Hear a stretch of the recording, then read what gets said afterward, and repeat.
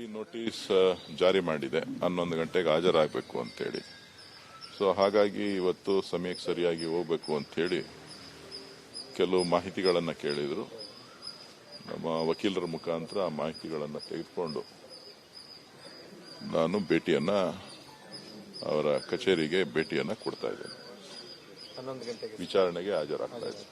Sir, ಕೆಲವೊಂದು ದಾಖಲಾತಿಗಳನ್ನ ಕೇಳಿದ್ರು, ಸಮರ್ಪಕವಲ್ಲದನ್ನೆಲ್ಲ ಕೇಳಿದ್ರು ಅಂತ ಅವರು ವಿಷಯಕ್ಕೆ ಸಂಬಂಧ ಇಲ್ಲದೆ ಇರೋದು ಅಥವಾ ನನಗೆ ಕನೆಕ್ಟೆಡ್ ಇಲ್ಲದೆ ಇರುವಂತ ವಿಚಾರಗಳಿಗೆ ಯಾಕೆ ನೋಟಿಸ್ ಕೊಟ್ಟಿದ್ದಾರೆ ಅನ್ನೋದು ಕೂಡ ನನಗೆ ಅರ್ಥ ಆಗ್ತಾ ಇಲ್ಲ.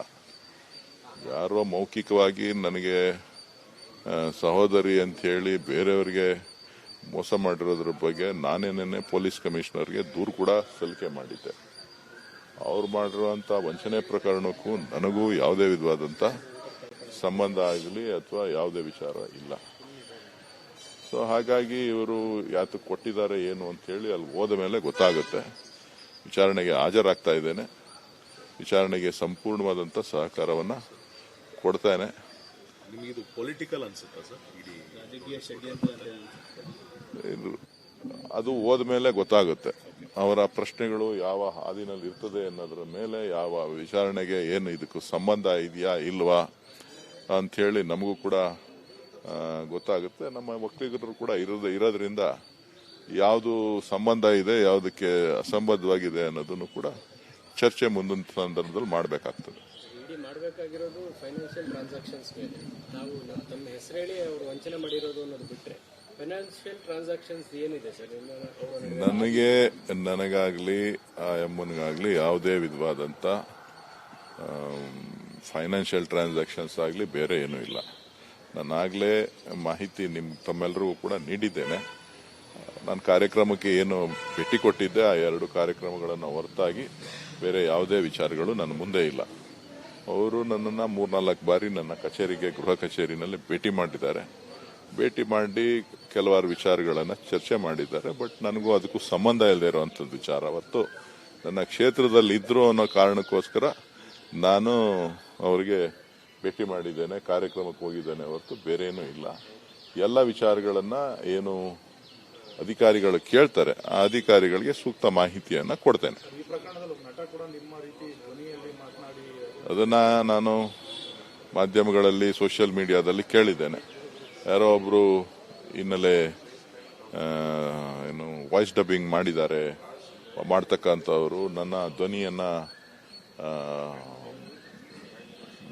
ಇದನ್ನ ಮಾಡಿ, ವಾಯ್ಸ್ ಮಿಮಿಕ್ರಿ ಮಾಡಿ ಅದ್ರ ಪ್ರಕಾರ ಮಾತಾಡಿ ಬೇರೆಯವ್ರಿಗೆಲ್ಲರಿಗೂ ಮೋಸ ಮಾಡಿದ್ದಾರೆ ಅಂತ. ಈಗಾಗಲೇ ಪೊಲೀಸ್ ತನಿಖೆ, ಸಾಕಷ್ಟು ತನಿಖೆ ಮಾಡಿದ್ದಾರೆ. ಸುಮಾರು ಪ್ರಕರಣಗಳು ಪೊಲೀಸ್ ಸ್ಟೇಷನ್ ಅಲ್ಲೂ ಕೂಡ ದಾಖಲಾಗಿದೆ. ಅದರ ವಿಚಾರಣೆ ಏನಾಯ್ತು ಅಂತ ಹೇಳಿ ನನಗೆ ಗೊತ್ತಿಲ್ಲ. ಸೊ ಈಗ ಇಡಿ ಎಂಟರ್ ಆಗಿರೋದ್ರಿಂದ ಇಡಿದು ಏನು ಯಾವ ಮಾನದಂಡ ಇಟ್ಕೊಂಡು ಅವರು ಇದನ್ನ ನನ್ನನ್ನ ಕರೆದಿದ್ದಾರೆ ಅನ್ನೋದನ್ನ ಹೋಗಿ ಕೇಳಿ ನಂತರ ತಮಗೆ ತಿಳಿಸ್ತಾನೆ.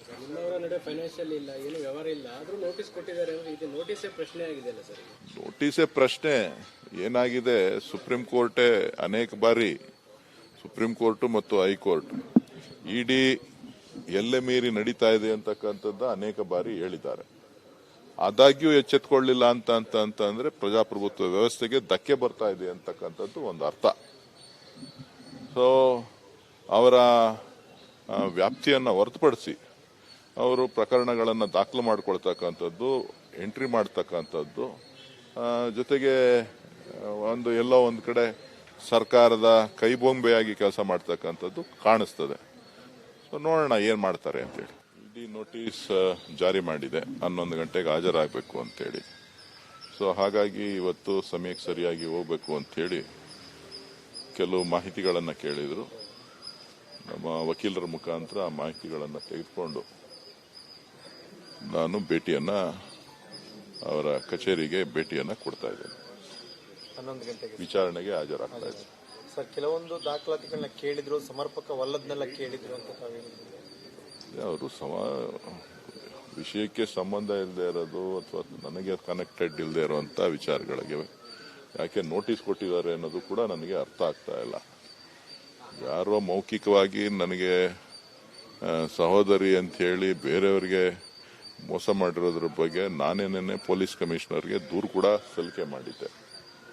ಅವ್ರು ಮಾಡಿರುವಂತ ವಂಚನೆ ಪ್ರಕರಣಕ್ಕೂ ನನಗೂ ಯಾವುದೇ ವಿಧವಾದಂತ ಸಂಬಂಧ ಆಗಲಿ ಅಥವಾ ಯಾವುದೇ ವಿಚಾರ ಇಲ್ಲ. ಸೊ ಹಾಗಾಗಿ ಇವರು ಯಾತಕ್ಕೆ ಕೊಟ್ಟಿದ್ದಾರೆ ಏನು ಅಂತ ಹೇಳಿ ಅಲ್ಲಿ ಹೋದ ಮೇಲೆ ಗೊತ್ತಾಗುತ್ತೆ. ವಿಚಾರಣೆಗೆ ಹಾಜರಾಗ್ತಾ ಇದ್ದೇನೆ. ವಿಚಾರಣೆಗೆ ಸಂಪೂರ್ಣವಾದಂತ ಸಹಕಾರವನ್ನ ಕೊಡ್ತೇನೆ. ನಿಮಗೆ ಇದು ಪೊಲಿಟಿಕಲ್ ಅನ್ಸುತ್ತಾ ಸರ್? ಇಡೀ ರಾಜಕೀಯ ಷಡ್ಯಂತ್ರ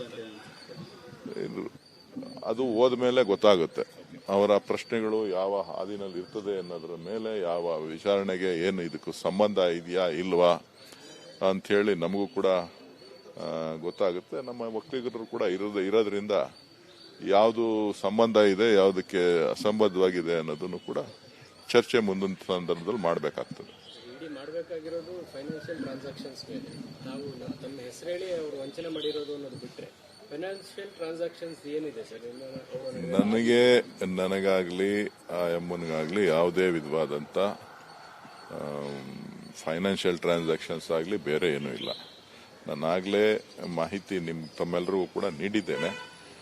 ನಾನು ಕಾರ್ಯಕ್ರಮಕ್ಕೆ ಏನು ಭೇಟಿ ಕೊಟ್ಟಿದ್ದೆ ಆ 2 ಕಾರ್ಯಕ್ರಮಗಳನ್ನು ಹೊರತಾಗಿ ಬೇರೆ ಯಾವುದೇ ವಿಚಾರಗಳು ನನ್ನ ಮುಂದೆ ಇಲ್ಲ. ಅವರು ನನ್ನನ್ನು 3-4 ಬಾರಿ ನನ್ನ ಕಚೇರಿಗೆ, ಗೃಹ ಕಚೇರಿನಲ್ಲಿ ಭೇಟಿ ಮಾಡಿದ್ದಾರೆ. ಭೇಟಿ ಮಾಡಿ ಕೆಲವಾರು ವಿಚಾರಗಳನ್ನು ಚರ್ಚೆ ಮಾಡಿದ್ದಾರೆ. ಬಟ್ ನನಗೂ ಅದಕ್ಕೂ ಸಂಬಂಧ ಇಲ್ಲದೆ ಇರುವಂಥದ್ದು ವಿಚಾರ. ಅವತ್ತು ನನ್ನ ಕ್ಷೇತ್ರದಲ್ಲಿ ಇದ್ರು ಅನ್ನೋ ಕಾರಣಕ್ಕೋಸ್ಕರ ನಾನು ಅವರಿಗೆ ಭೇಟಿ ಮಾಡಿದ್ದೇನೆ, ಕಾರ್ಯಕ್ರಮಕ್ಕೆ ಹೋಗಿದ್ದೇನೆ ಹೊರತು ಬೇರೆ ಏನೂ ಇಲ್ಲ. ಎಲ್ಲ ವಿಚಾರಗಳನ್ನ ಏನು ಅಧಿಕಾರಿಗಳು ಕೇಳ್ತಾರೆ ಆ ಅಧಿಕಾರಿಗಳಿಗೆ ಸೂಕ್ತ ಮಾಹಿತಿಯನ್ನ ಕೊಡ್ತೇನೆ. ಅದನ್ನ ನಾನು ಮಾಧ್ಯಮಗಳಲ್ಲಿ, ಸೋಷಿಯಲ್ ಮೀಡಿಯಾದಲ್ಲಿ ಕೇಳಿದ್ದೇನೆ. ಯಾರೋ ಒಬ್ರು ಹಿನ್ನೆಲೆ ಏನು ವಾಯ್ಸ್ ಡಬ್ಬಿಂಗ್ ಮಾಡ್ತಕ್ಕಂಥವ್ರು ನನ್ನ ಧ್ವನಿಯನ್ನ ಇದನ್ನ ಮಾಡಿ, ವಾಯ್ಸ್ ಮಿಮಿಕ್ರಿ ಮಾಡಿ ಅದ್ರ ಪ್ರಕಾರ ಮಾತಾಡಿ ಬೇರೆಯವ್ರಿಗೆಲ್ಲರಿಗೂ ಮೋಸ ಮಾಡಿದ್ದಾರೆ ಅಂತ. ಈಗಾಗಲೇ ಪೊಲೀಸ್ ತನಿಖೆ, ಸಾಕಷ್ಟು ತನಿಖೆ ಮಾಡಿದ್ದಾರೆ. ಸುಮಾರು ಪ್ರಕರಣಗಳು ಪೊಲೀಸ್ ಸ್ಟೇಷನ್ ಅಲ್ಲೂ ಕೂಡ ದಾಖಲಾಗಿದೆ.